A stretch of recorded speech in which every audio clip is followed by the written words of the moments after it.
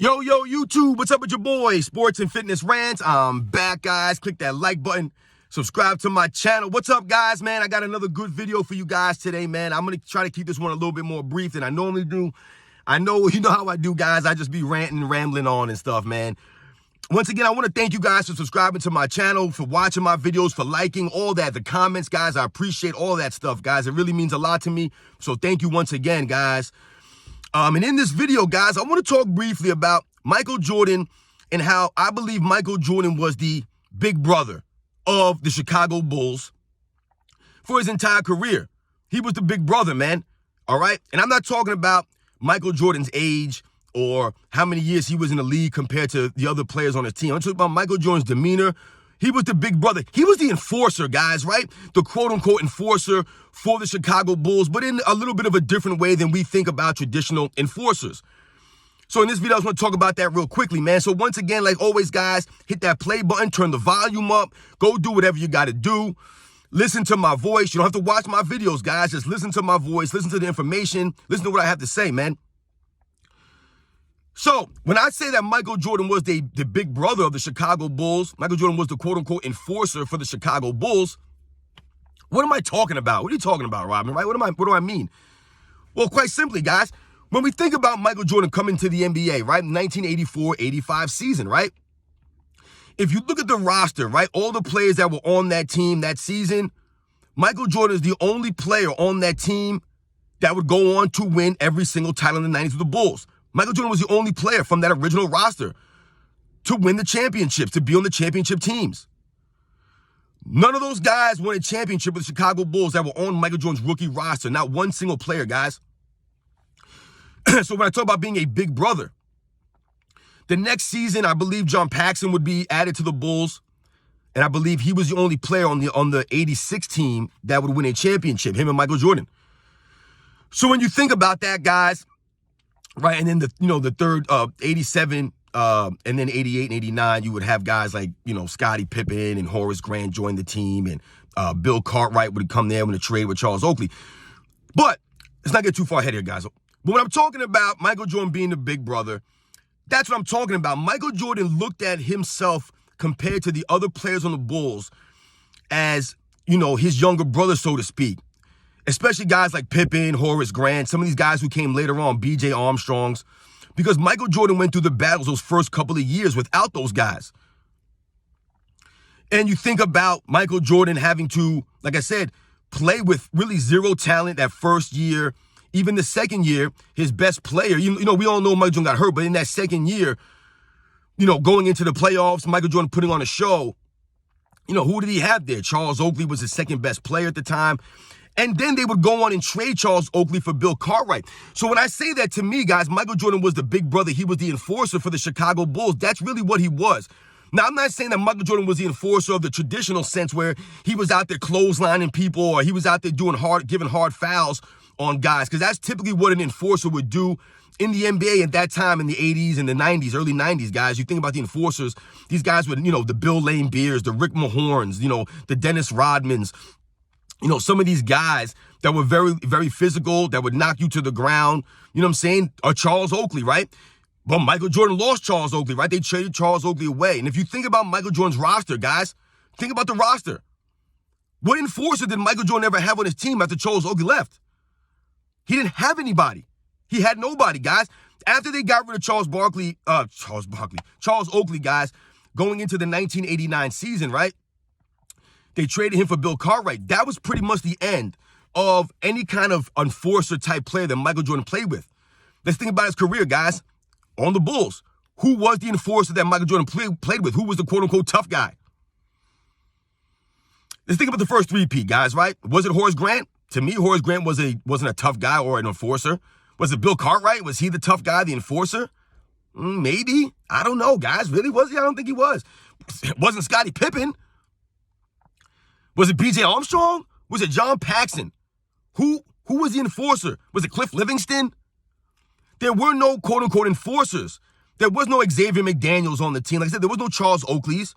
There was no Rick Mahorns or Bill Lane Beers or Dennis Rodmans. There was none of these guys. There wasn't a Robert Parrish on the Bulls. They didn't have any of these guys. when you think about enforcers of that era.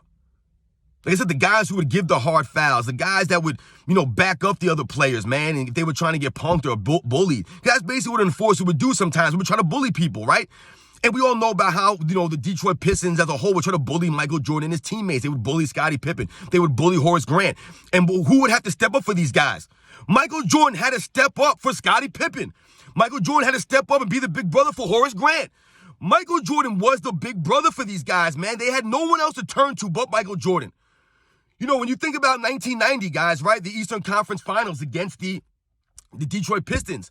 You think about the migraine game, right? A lot of people talk about that. What they don't talk about, though, what they forget, is that in 1989, the year before, the same team, Eastern Conference Finals against the Detroit Pistons in Game 6, Scottie Pippen, I believe, played 1 minute in that game because he got elbowed in the face or elbowed in the head by Bill Laimbeer, and, he was knocked out for the rest of the game. He played 1 minute, Scottie Pippen, in Game 6 of the Eastern Conference Finals in 1989, guys.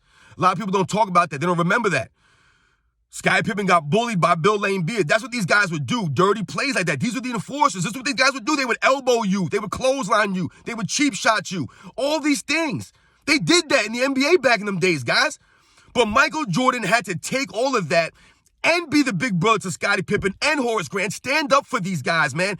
I remember several times, man, over the those first couple of years with Scottie Pippen and Horace Grant, that Michael Jordan had to pick them up off the floor, or Michael Jordan had to get in someone else's face because they were trying to punk. I remember Michael Jordan going nose to nose with Dennis Rodman in the 1991 Eastern Conference Finals because he was trying to punk Scottie Pippen, Rodman. I remember Michael Jordan going nose to nose with Mark Aguirre in the same series because they were trying to punk Scottie Pippen. I remember Michael Jordan going and getting in players' faces like Bill Laimbeer and Dennis Rodman because they were trying to punk Horace Grant. I remember all of these things, guys. I never remember Scottie Pippen getting in someone's face because they were trying to punk Michael Jordan.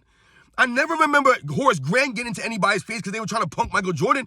Michael Jordan was never punked on the basketball court, never bullied on the basketball court. Yes, they physically beat Michael Jordan. They had to physically beat him because they couldn't, none of that mental stuff would work on Michael Jordan. He never quit. He never gave up. He never backed down, never gave an inch. He just kept coming every season. He didn't quit and go to another team and try to stack the deck against the Pistons to come back against them. He just kept pushing Scottie and Horace Grant and all these guys in practice to get better. So eventually they could beat these guys. And that's what happened. That's why they were so upset. That's why they walked off the court in that way in 91, guys. They swept them out of there. That was a beat down of epic proportions. And Isaiah Thomas couldn't handle it. So he was upset. He was very upset inside, man. They had to walk off. That was the only way that they can deal with that upset.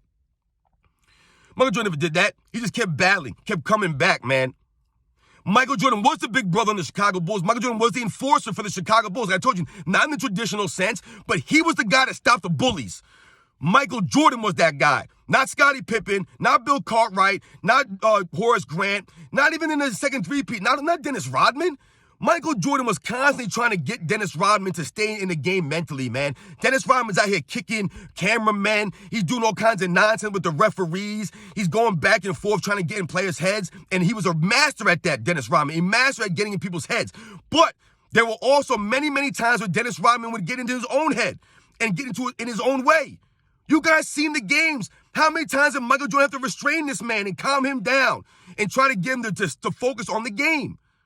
That was Michael Jordan, the leader, the big brother, right? The enforcer.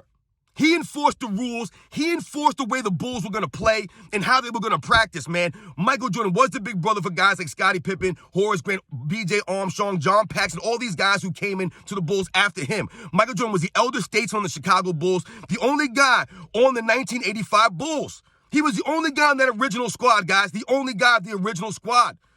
That's why he was the big brother. And Michael Jordan's demeanor and his mental toughness allowed him to be the enforcer for the Chicago Bulls when they didn't really have an enforcer. When Charles Oakley was traded away and they got Bill Cartwright in return, they lost their enforcer. And Michael Jordan had to step up and be the big brother and the enforcer to stop the bullies like the Detroit Pistons or stop the bullies like the New York Knicks. Guys like Anthony Mason, Xavier McDaniel, Charles Oakley, from punking guys like Scottie Pippen and Horace Grant and some of these other guys down the road. Michael Jordan stopped that stuff. Michael Jordan was nose to nose with Xavier McDaniel in 1992 in the Eastern Conference second round. You guys remember that pose or that scene when he's nose to nose with Xavier McDaniel? That was him, not Scottie Pippen. And why was he doing that? To defend Scottie Pippen, right? To defend Horace Grant. when these guys are getting hammered and clobbered down and they look like they're going to fold up. Michael Jordan had to wait for these guys, man, to develop their mental toughness.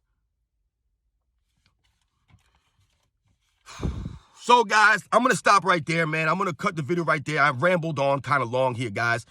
But listen, to me, guys, Michael Jordan was the big brother of Chicago Bulls. Michael Jordan was the enforcer for the Chicago Bulls. Like I told you, not in the traditional sense. He wasn't out there clotheslining people or knocking people down. But Michael Jordan was the big brother. He was the one that stopped the bullies. He was the one that got in people's faces, man, and told them, all right, man, I'm not backing down from you guys. We ain't scared of y'all.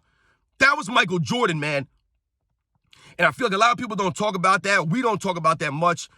And to me, that was a big thing for the Bulls in those late 80s into the early 90s, man. Michael Jordan, you know, getting these guys back, having their backs, man, all the time. It was never the other way around. How many times you ever saw Michael Jordan laying on the ground and things like that and him not pop right back up? Or people trying to punk Michael Jordan and Scottie Pippen coming over to help him out, or Horace Grant. It wasn't like that. It was always the other way around because Michael Jordan was the enforcer. He was the big brother. He didn't get bullied. He stood up to the bullies, man. So shout out to Michael Jordan, man. We're going to continue to celebrate Michael Jordan. I appreciate all you guys, man. Thank you very much, man. And let's go, man. Michael Jordan was the enforcer.